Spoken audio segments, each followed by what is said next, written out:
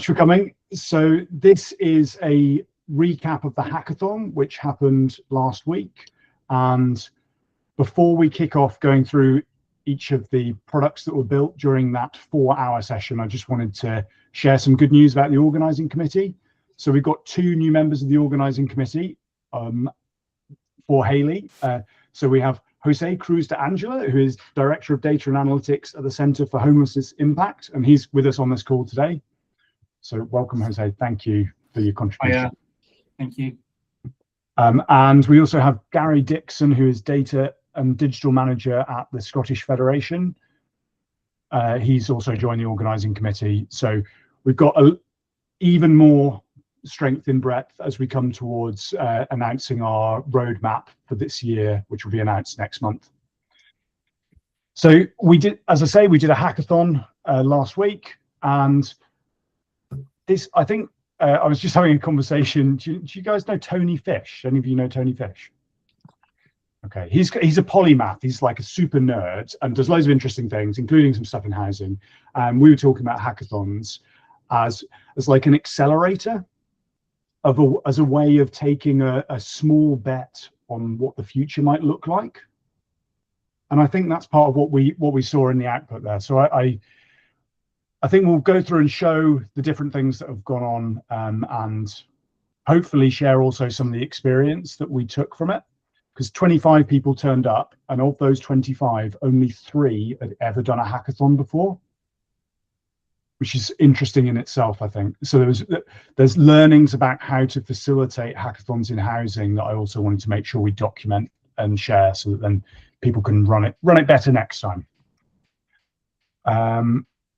So I wonder, Greg, whether you could go first and share also some of the setup, like how the session worked from your perspective, so that those that are watching this know a bit about what was involved, and then also what you built during that.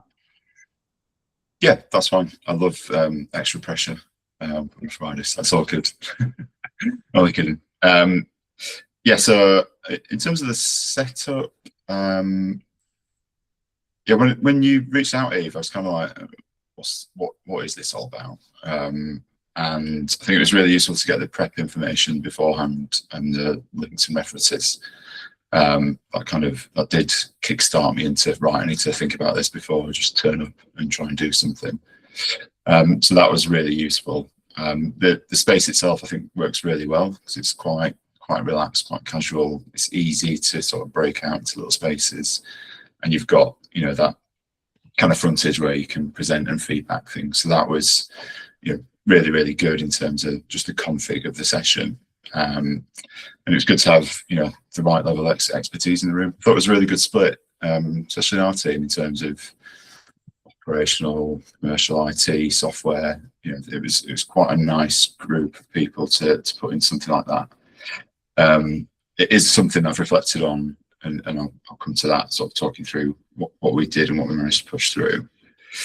And Peter, yeah, thanks for your guidance and steering us on a path that was, it got us to a point where we could present something and we could deliver, you know, essentially the framework of a product at the end. You know, you were excellent at just stopping us, I think, going down rabbit holes that were unachievable potentially. But it's really interesting in the initial sort of brainstorm, kind of the problem statement was presented, and it's kind of like, right, okay, off you go. You know, we all sort of looked at each other, and then Peter gave us a steer. And it was interesting initially to look at the ideas that everyone had considered. I think the main theme was around communication. So some of the ideas that we came up with was one sort of separate to that, which is kind of scheduler 8, demystifying or validation, which I think was too big for what we're trying to do. That might be that 5-day piece, Peter, that you're talking about. But then looking at what we thought could be achievable within the timescales that we had, it was around kind of things like, how can we support residents in terms of understanding their life load currently, where they've got pressures and people kind of saying, too busy, I can't take time off work. You know, if there's something we can take from those little insights, as to where people are in terms of their own sort of anxiety and other stresses and strains in life, and factor that into how we deliver services, which I thought was a really nice idea that could add a lot of value. I guess the challenge with that is how do you get that information? How do you pull that out to give you, a starting block to move forward with? And then other things around sort of home disruption impacts, how we could factor those into repairs and communicate that. And the one that we landed on was the Resident Job Explorer. That was the initial name we came up with it for it. And it was to look at kind of the disconnect between technical language used by contractors and what it actually means in real life, and what information would be really useful for residents to reduce, kind of anxiety, bottlenecks, the friction around sort of pre-arrival, any safety risks, and things like no access costs.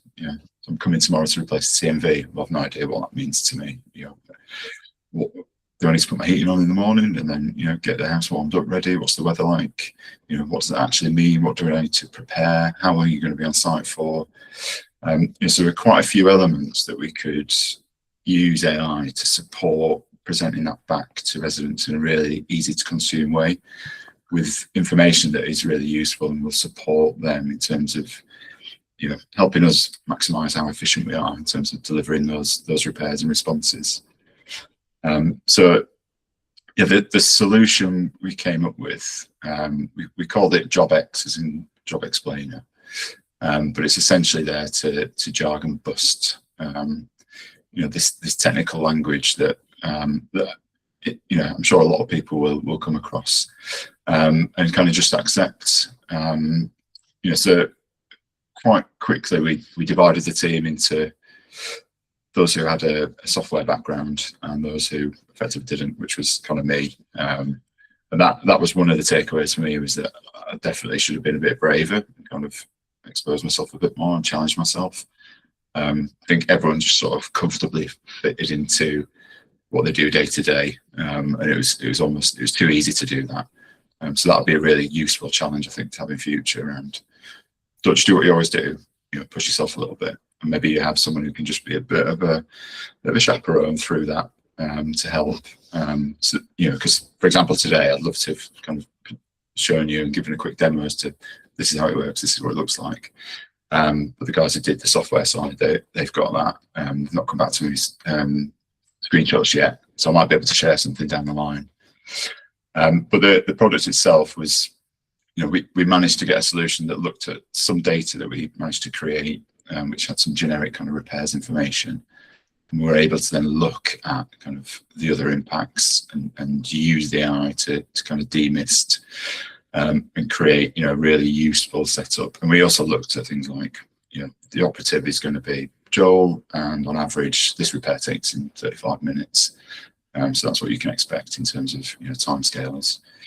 So I think we had strong ideas, and we were able to produce something that delivered what we set out at the start. There's obviously a lot of opportunity to refine that over time, but we also looked at some of the benefits and kind of take in some data from one of our team was from Together, I think. So he managed to use some sort of real life help desk data and look at kind of confirmed appointments, and if we can reduce a certain percentage, we could quickly identify, well, there's about £15,000 in terms of savings there that can be reinvested elsewhere, as well as reduction in cardiac visits. So we thought that this could be a 2% reduction potentially, which would equate to sort of, for their volume of repairs, around a £20,000 saving, based on us providing more detailed information specific to tasks, which enables residents to understand in greater detail how they can help us facilitate a quicker, more effective repair. Plus, they're also more engaged through the process by having that interaction that speaks a language that is easy to consume. There's then other benefits around kind of increasing first-time fix rates, and we looked at a couple of pieces in terms of resident satisfaction. I was able to tag that into a bit of work I've been doing elsewhere. So TPO2, TPO3 from the TSMs, directly related to kind of time in terms of repairs. So this carded piece and this first time fix would also benefit sort of TSMs overall. So there are a few different benefits, as well as kind of the ultimate one, which is we're providing a much more streamlined and effective channel for the residents, which will ultimately provide a better outcome. There was a lot of risks that we looked at in terms of kind of tenant safety. How far do we go with this? If we've got information going out around gas, electrical, structural elements, we need to have certain controls around what we're allowing this functionality to provide to residents, and then there's liability exposure around that as well. Some of the others around digital exclusion. So how do we bridge that gap? And it'd be great. One of the things that we do in sort of in MEAs is we've got communication preferences, and that's the start of the journey, is to understand that and making sure that we could manipulate that into the right route for people. And then in terms of controls around implementation, I think monitoring KPIs would be really important. We want to control and have periodic reviews around interactions and see what is being pushed through and how that looks. And a couple of assumptions were around sort of access to data and data quality, and the job knowledge and having the detail that is there in enough detail to inform what the AI is going to push back and give the residents. The future elements we really wanted to consider is how we go sort of the next level into this and understand in greater detail that life load impact, which is a really nice segue from the initial objective that we wanted to look at. In terms of the what I took away from the session was, I think it became really obvious that small tweaks in process and support functions utilizing AI could have a massive impact. It doesn't have to be a huge project that's going to do this and it's going to revolutionize this part of the process and delivery. Little things can just help along the way, and that's what I took from the other presentations as well. That some of this functionality is not overly complex and can easily support what we're trying to deliver. Be braver was a big one that I touched on previously. I'd like to have, in retrospect, like to have challenged myself a bit more, put myself out there into an area I'm not too comfortable with. And I think the other one was around, I think it's really important. Everything we looked at on all our considerations did have a human impact and a human layer in there. We wanted to make sure that was still part of what we put in, and it wasn't just kind of off you go, speak to the tech, and we'll see you later. So yeah, hopefully I'm not taking too much time there, Guy, but that was an overview of kind of my experience. But overall, I thought it was a fantastic event. Really enjoyed it, and Peter, you were fantastic at driving us in the right directions. Thank you for that. Thank you. Brilliant. Thanks very much, Greg. I think there's probably three things that I want to extract from that to put in my institutional knowledge, I suppose, is that you came up with a range of ideas, and in 4 hours you built something, I think in Copilot Studio, right? From a group of strangers. Yes. Yep. In 4 hours, built something, chose an idea, managed to get there. And that you had the quantified outcomes as part of that as well, financial, time, regulatory. I think that's a nice full package that you managed to get in half a day.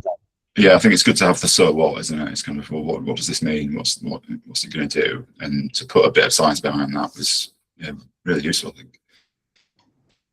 Brilliant. Thank you very much. So who wants to go next? Eve, that was quick. Good. There you go. I might have to drop off a little bit earlier, so that's why as well. Fab. So, Guy, do you want to share? Do you have it up and you can share? So, this was more a little bit of fun, and to have a look at whilst everyone else was, because during the event we thought it might be, quite easy to walk around and talk to people, but everyone was so engrossed and straight into it that it was actually going to be a bit rude to disrupt people and asking what they were up to. And as you've alluded to, Guy, there was a short amount of time for everyone to be able to get to know each other, quickly identify strengths, and where people could have a bit of more focus on the different areas. So what Guy started doing, and then got involved in as well, was understanding a little bit more about the current leaders within social housing from a CEO perspective, but then also having a look at what that might mean when future succession comes in, and are there trends that are identifiable from people's backgrounds. So if you can have a look over here, this is identifying some of the CEOs that are currently in post, how old they are, their age demographics, because if you're looking at the 60 plus, that's starting to identify who might be retiring, moving on. So that will be looking at some sort of turnover there. And then, as you can see, the market intelligence map, this has a look at where their experience comes from. So traditionally, it would have been finance and out of sector for quite some time, but now you can see there's a little bit more trend from housing, and also starting to get in their public sector as well, and that repairs background. If you have a look at who is starting to come into a CEO role, there is more gearing towards repairs, assets background, less about finance or out of sector as well. So that's just an interesting piece that you could have having a look at it. Guy, have you got anything to add on how that was created in the background? So we used lots of different AI tools underneath to extract data. So we used like Perplexity, and then we built this mock-up essentially in Gemini. And then I've not got the right computer with me, which is I've left it in the office.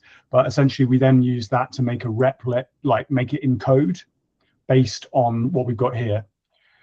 So there were sort of several stages of increasing robustness, going from scraping the internet to get some of these like interests, etc.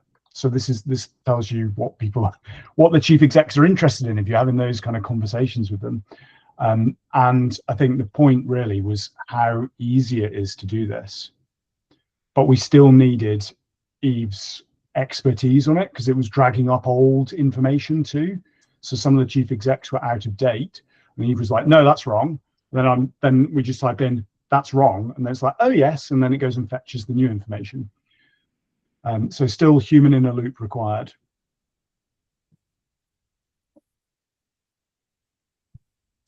Cool. So that was us. It was just a little side project because we had time. Yeah. So who? Oh, Greg, you've got a hand up. No, sorry, I was trying to do a clap because that was really good. Thanks, Greg. Cool. So I'll go. Go on then, Mark. Thanks. Like Greg, I don't use this meeting technology, but so I might also clap at the wrong point, or I've got some slides, but I'll just talk through the experience as well first. So we were Team Invisible. Some similar thoughts to Gregory. I thought that it was a really great event. I really enjoyed it. You know, and particularly from someone who's quite operational, kind of customer facing as opposed to technical, going into it, I probably felt, right, what's it going to be like? Yeah, will it be outside my comfort zone? And elements of it are when I'm talking about this stuff, because I'm involved in this group because I want to get closer to this stuff, and so I definitely think in terms of stimulating thinking and what we're doing internally in my organisation, it really helped, and also just a great group of people, who you can take away links with. Really supportive group on the day. I also agree with Greg. People in our team kind of settled into kind of their own roles quite quickly, and particularly reflecting on that bit I just said about someone like me who wants to get better at the tech side. The stuff we did, a couple of the tech guys were quite quickly onto it in terms of the coding side and how they needed to put that tool together, and stuff that I wouldn't have been able to do, certainly, and certain other members of the group couldn't either. And I suppose it also got me thinking about our own organisation, about that kind of contrast between what's inside your infrastructure and your systems and what you can develop outside on a more kind of agile, quick basis. And I think we're a bit stuck on that in communities, I think. and it probably slows us down a bit. In terms of ideas, I'll just briefly talk about some of the ideas that were discussed. So stuff around qualitative insights, so understanding what matters to tenants, but at quite a deep level, not a kind of high level. Repairs came up as an obvious area, but sort of insights around demands, repair demands, more personalised support at sign up for customers. Could you do something around that? And there was one around community connections, sort of time banking kind of idea about linking people in the community using AI as more of an admin tool. But we settled on, I'll just go through my slides. Well, I've clicked share. What do I have to? Right. Can you see that? Yeah, good work. How do I flip through the? It's taking me to the end of it though. Hold on. Can you see that? Yeah. Yes. All right. Okay. So that's what we called it, up the garden path. At a kind of high level, we said, right, finding opportunities within our data to provide a more personalised customer experience, improve individual engagement, and identify potential vulnerability. Now, some of this I think you already see in the sector in terms of kind of risk profiling and using your data in a better way. So I think the bit we did on the day was more about that and sort of using data in a more sophisticated, automated way to drive action, where we thought about where that might lead in terms of engagement, which I've got a slide at the end on that. We talked about the problem about, stretched resources in teams, difficult to prioritise, a more increasing vulnerability of our customer base, lack of other support services, and often the systems that don't present data in a helpful way in terms of your customers. And the risks around that are sort of one extreme being, potentially someone dying in your homes because of, illness or other factors, but also just a lack of connection, social isolation, and detriment to the property. So the team put together a bit of a product, a live demo, really around how do you use your data better to try and inform actions to address that. So some work was done to process some synthetic records in very quick time.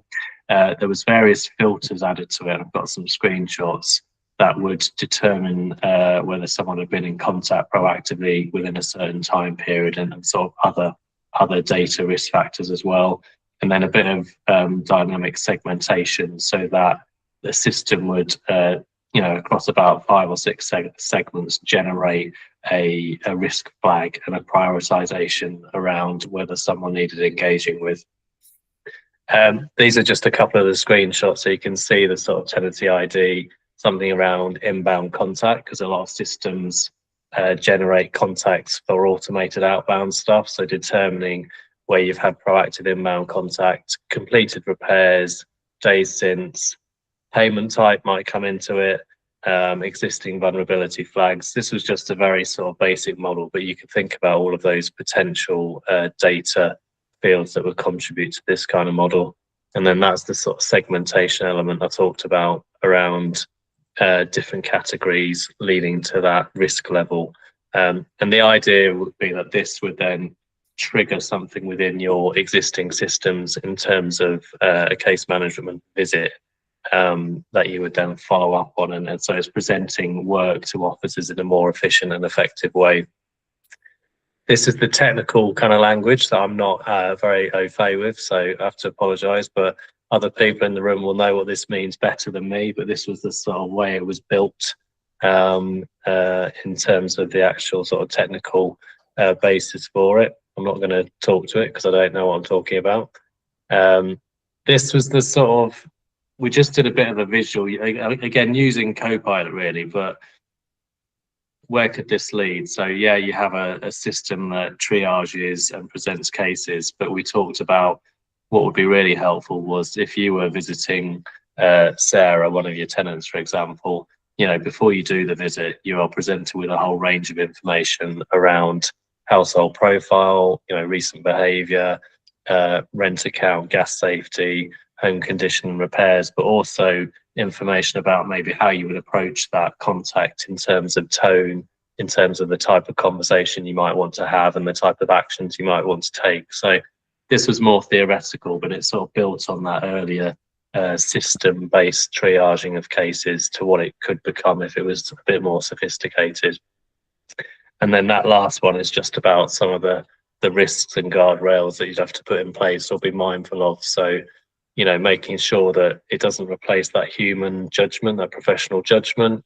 Obvious stuff around it relies on really good quality, up-to-date customer data, and stuff around not kind of labeling customers in terms of particular characteristics, or, you know, just using those flags to kind of label individuals who are very different in many cases. So yeah, that was a bit of a whistle-stop tour of what we did. Brilliant. Thanks very much, Mark. That's great. Leila, do you want to go next? Yeah, cool. Sure. So from an experience point of view, I won't repeat, but pretty much mirrors what Greg and Mark have said. Very much, I think there was definitely for me, I'm not speaking for everyone, there's definitely a fear factor walking in. Something new, not sure where my skills lie, wanting to open up a little bit, but actually we did fall into the normal. The ones that knew the tech took that on, and we were the second sub. Were we the sub team? I don't know. We landed ourselves into the apprentice within 20 minutes, I think. So, but it was still good, and I think it was pitched right. We had a good mix, and like everyone else, we spent probably a good 20 minutes brainstorming, and them coming up with ideas that are probably very similar. Complaints, we talked about repairs, contacts, how do we communicate with our customers or tenants more effectively using AI, all of those of the above. And we settled on complaints in the end. So I'm just going to share, just bear with me.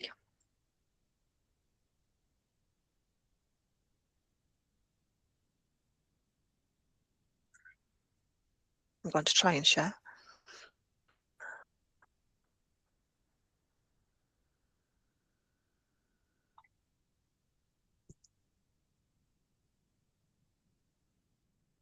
Yeah, can see that.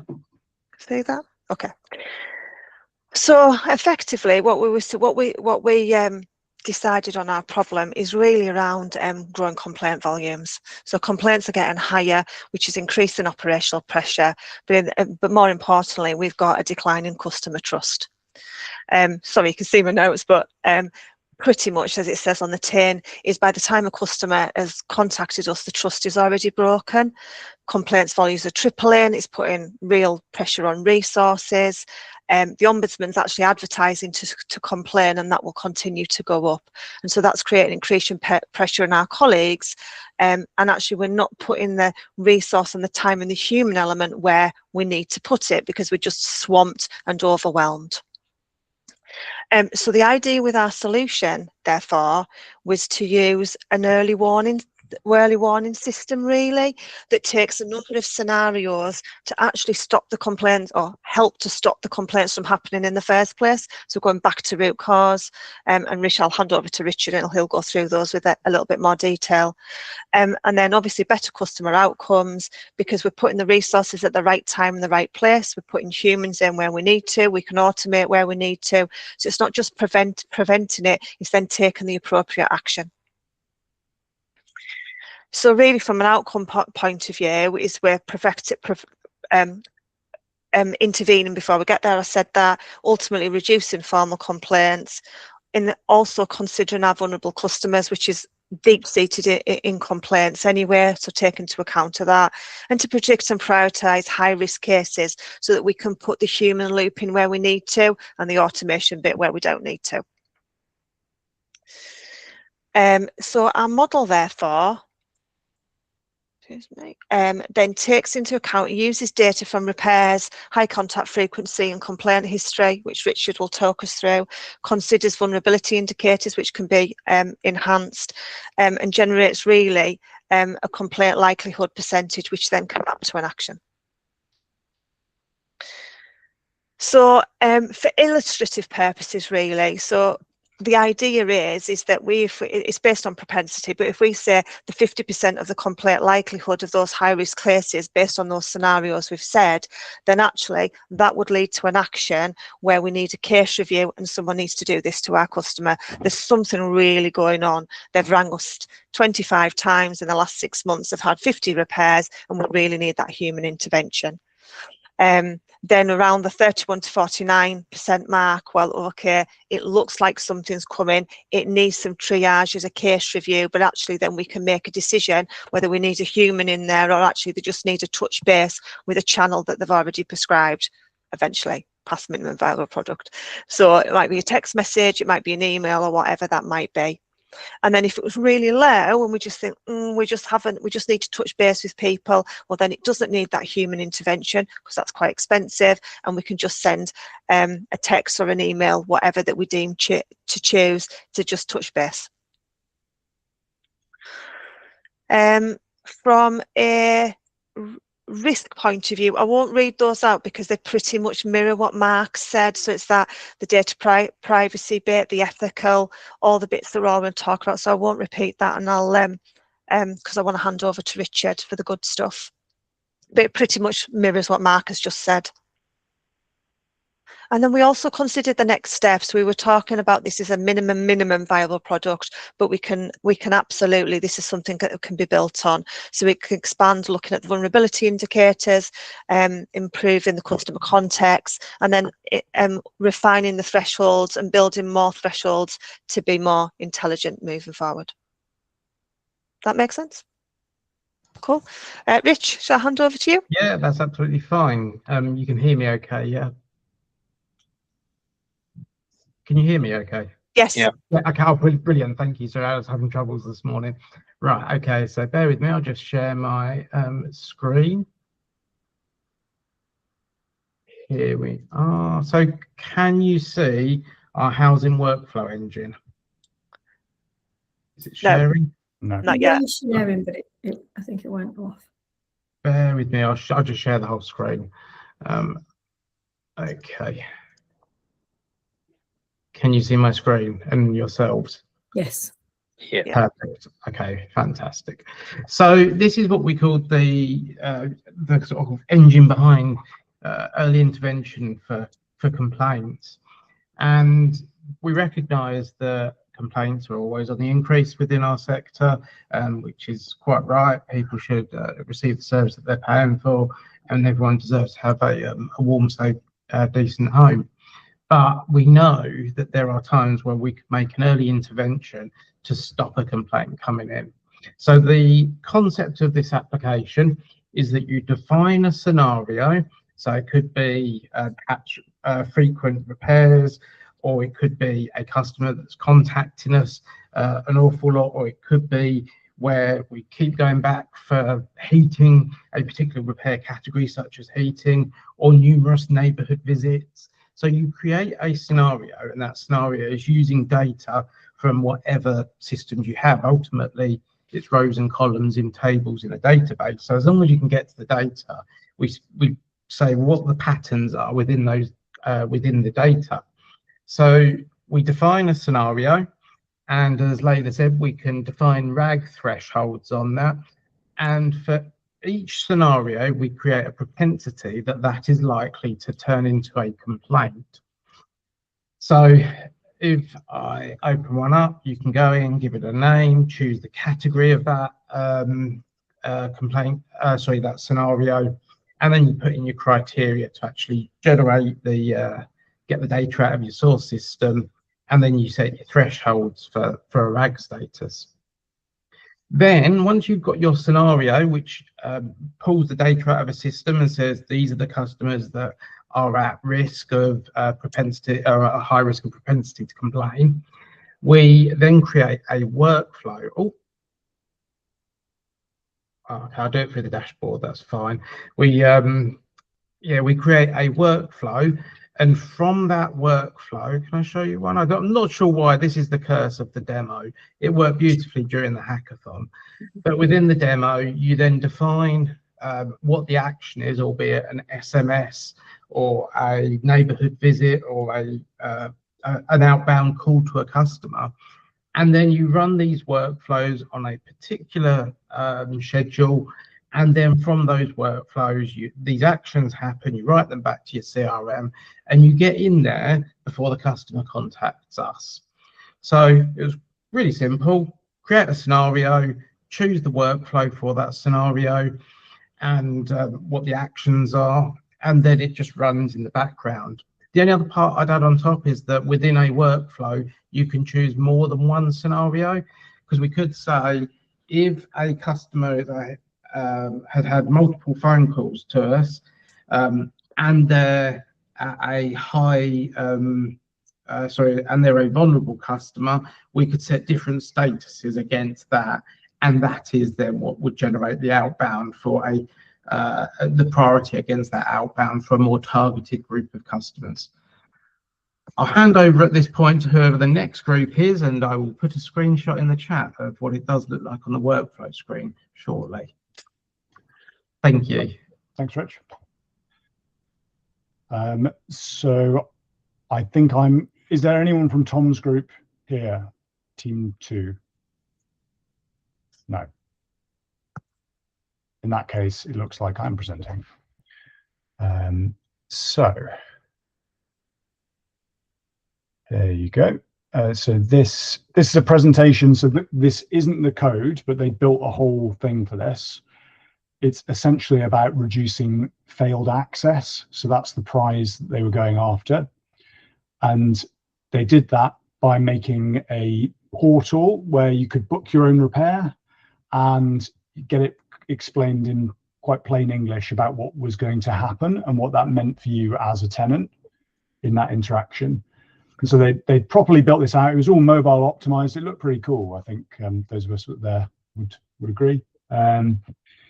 And what else they got? Smart contact routing. So yeah, different ways of interacting with different customers depending upon their profile. So different media depending upon what that tenant sort of wanted, and various different opt-in for different types of communication. So personalized support, getting repairs done first time with no access. Visibility of slots, so they could book their slot, and hopefully resolving issues earlier. So that was what they did. Cool. Are there any sort of reflections, having seen all of the groups there, are there any reflections on the hackathon that people want to share before I dive into some of the organizational feedback?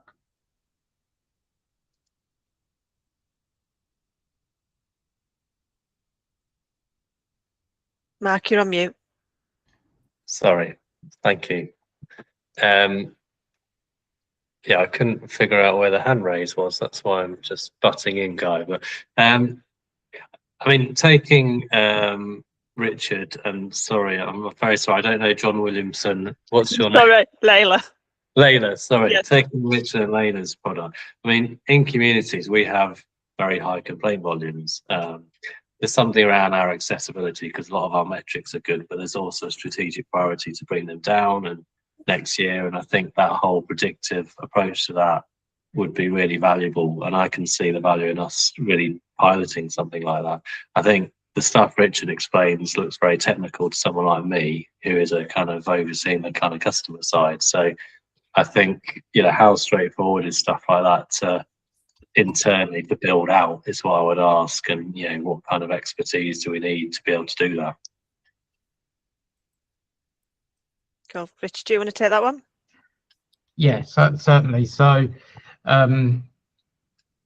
it works.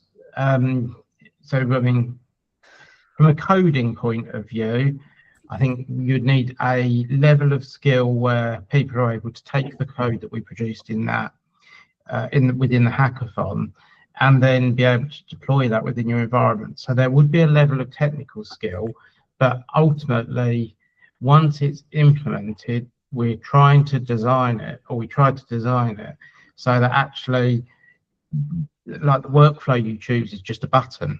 The message you can just type in that you want to to send to the customer. So as long as you've got the code to get data out, and that's the SQL code that's behind every report that exists that you have in your organization, as long as you've got the code to get the data out, from that point on, we designed it so that it should be really easy to work with.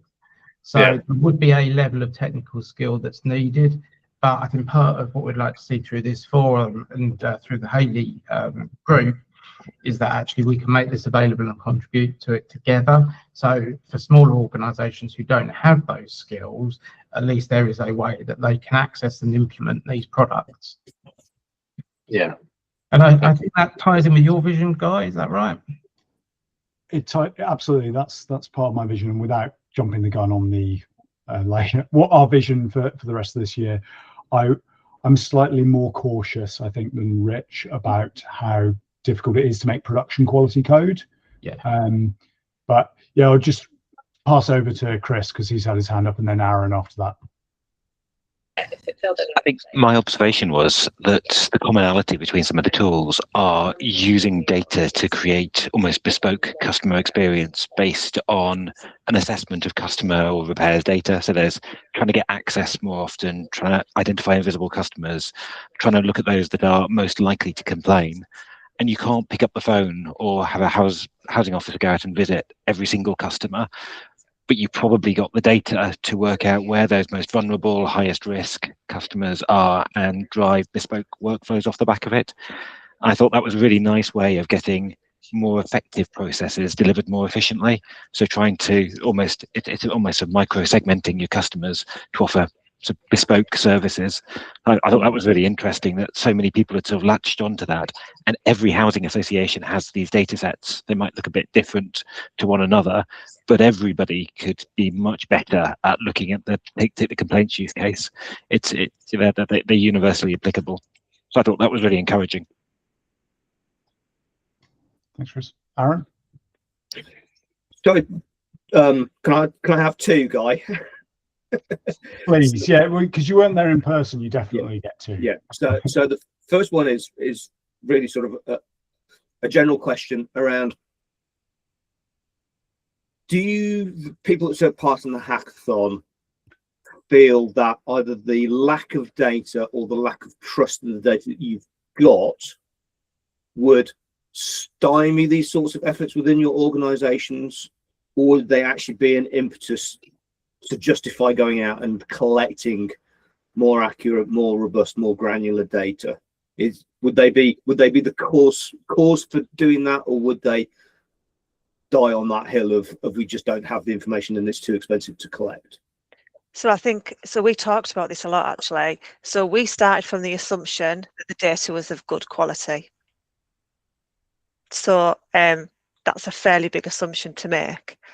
However, what we also talked about is that, and I think Rich said this, is some of this data that we used to build that first scenario and that complaints was very much of how many repairs have we got, how many complaints did we have. So even at the very base level, even with poor data quality, there's something to be started so that we're not waiting nirvana. However, there's only so far you can go without going to collect that data and be better with it. So that's almost a politician's answer, but I think we can almost stop and do nothing. But there is some bit, as long as we've got a decent, did you log your repair and who is it? And what was your complaint and did you log it and who is it? Then there is a starting point. I mean, I was going to agree with Leila. I think there's enough data, at a simple level that you can just get on and do some of this stuff. It doesn't, we all know we want to improve our customer data and our, demand data, but there's enough there to crack on, I think. What you wouldn't do is start bringing in things like vulnerabilities, because that's getting into because then you're getting into dangerous territory unless you're really, really convinced that your customer data is absolutely sparkly. And then you wouldn't go that far. But for a basic login of a case, I think we could probably just dip our toe in the water with that. Okay. And the second part of the question was, those people that took part, do they think they can take that initiative back to their organizations and effectively run an internal hackathon, or is everybody further up the sort of data and governance chain going to wave their hands in the air and go, you can't do that because of GDPR and data protection? And if so, what solutions do you have around using agents and agentic coding to support that? And Guy, you're probably better positioned to talk about this than I am, but there are some pretty decent large language models now that you can run on internal hardware. They don't have access to the outside world, and therefore you can make them safe to run against your systems. So a small reflection from me is that I had never intended for anything we build here to actually be deployed inside a housing provider. The thing which I'm trying to achieve through this session was to open people's minds to being able to deliver customer value quickly and try new ideas for building stuff. That's the outcome. Now, I think engaging with registered providers as like legal entities is a different kettle of fish. I think that's a different problem to solve than building capability and awareness within like the really keen individuals that we had attending. I think what HAILIE could be doing, and this is sort of again pointing a little bit towards what we're thinking will be in the roadmap, is making it easier for providers to pick some things up and to implement it. But there would be a README with it that talks about GDPR, talks about policy compliance, etc., to help people that are trying to make better services within the organizations to navigate some of their governance infrastructure and to do that safely. So this hackathon, it would be very strange to me if anything here went live in the next 6 months. Yeah, I was thinking more about taking the principles of let's run an internal hackathon, away day, whatever you want to call it, and look at what we could do with our data and these tools, and would that drive some sort of conversation or transformation within the business? Love it. All of these materials, like the facilitator pack, the attendee pack, the feedback, all of this is open source. It's all freely available, Creative Commons license, so anyone can pick it up and run with it if they want to. Rich, you've got something that's related to this to talk about. Yeah, I have, and it's just there's often there's the art of the possible and showing people what technology and what AI can do. And we know that as thought leaders in IT and as senior leaders that have worked with this type of data for years. But I think sometimes the objections, especially around GDPR, can really hold back innovation. So at Platform, the way we've tackled it is we've developed some tools beyond sort of Copilot and ChatGPT. We've developed tools, but they're focusing on creating letters, or they're focused on being able to interrogate property data. So to inspire people and to take our leadership team on a journey of what's possible with AI, we've focused on everything we can that doesn't involve customer data, because it then means that we can just crack on and do it. And from there, we can then open up the conversations about what would be acceptable with customer data, or where do we need to get specific consent if we're going to be making decisions. So my take on it is start with the data that you can work with, and there's loads of it available, especially around repairs and asset. And then from there, use that to spring into customer data later on. Thanks, Rich. Peter? Yeah, I think you've got to be careful we don't get too hung up on the technology. The thing about the hackathon and there's the sprint, the systems, these tools and techniques are all about trying to solve a situation or a problem fairly quickly. And I think what the hackathon proved was that, you know, 5 people get together, never met before, and have come up with some sort of viable solution. So I think it's less about, you know, obviously the problem statement and using AI was all part and parcel of it. But the thing is about the techniques, and it's the issue in housing is that we take months to solve things that can be solved quite quickly. You know, you've seen the demonstration of the four items today. And that was done in a day. So you can imagine if we go to apply some of these tools and techniques, not necessarily the technology, but to apply some of these things that you know you've just been through and do it systematically. you can crash through quite a lot of problems that take months, if not years, that sit on somebody's. And, you know, you think about all the co-pilot experiments that are going on now, you know, so what? You know, so you know, let's use some of these things. Let's get some of the benefits. Anyway, I'm getting off my soapbox, sorry. Thanks, Peter. Jose? Sorry, it's something completely different. I should have said I do have a hard stop at 12 o'clock, so I'm going to dial off. Yeah, we'll stop at 12. So I'll just share our learnings from the session. That's I missed a great event. That's what I'm taking from here. And yeah, it seems like it probably won't be the last one. People really enjoyed it. So I'll share the feedback that we captured during the session, and then I will just share some reflections that's from Eve and I, really. So people that attended found the hackathon really useful. So this is making sure that we're representing people that are not here on this call. And we collected lots of information about things that we might want to change for next time. And then some other feedback about what HAILIE might want to prioritize in the next year. So then obviously with Gen AI, went and wrote that up into a doc and edited it based on our sort of feedback. One of the things that we want to do better next time is the tenant engagement. So we invited tenants committed to coming, but they didn't turn up. And so the way that we engage with tenants in future, I think we'd want to try doing that differently, because I think it's really important to have that for co-design and making really good solutions. And there were some different ideas about how to structure it. I think what I learned was because it was the first time since 2019 that anybody in the sector had tried to do this. So it was 7 years, and there were only 3 people that had done it before. I think I'd relied a little bit too much on there being some knowledge about how to operate. Maybe next time we'd get away with it a bit better, but I think there might have been a bit more scaffolding that we could have done within the groups beforehand. We've got some information here about like how to oversubscribe it, because we had dropouts, and we could have taken potentially some more people in as a result of that. And there's different ideas here. I think the meta being that we are learning.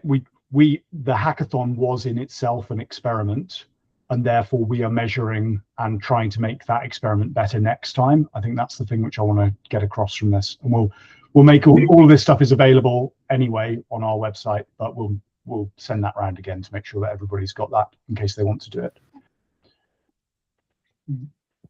Is there any other comments or questions before we wrap up? No. Cool. Well, thank you very much. So we're going to meet. Our next meeting will meet on the Thursday before Good Friday, so the 2nd of April, online. And fingers crossed, we managed to finish off our organising committee work to get that roadmap for you. So we've got our objectives pretty solid now. But it's the roadmap and exactly how we want to influence the sector as the HAILIE group that we need a little bit more work on. So that's going to include some of the speakers that we invite and some of the sessions that we run online, also some physical things and some of the sort of resources and assets that we'll be creating together over the year. So I hope that sounds good. If you have any ideas for that, please do let us know, so that we can incorporate that feedback into how we deliver it. Thank you very much. Thanks everyone. Bye. Have a good weekend. Bye. Bye. Thank you.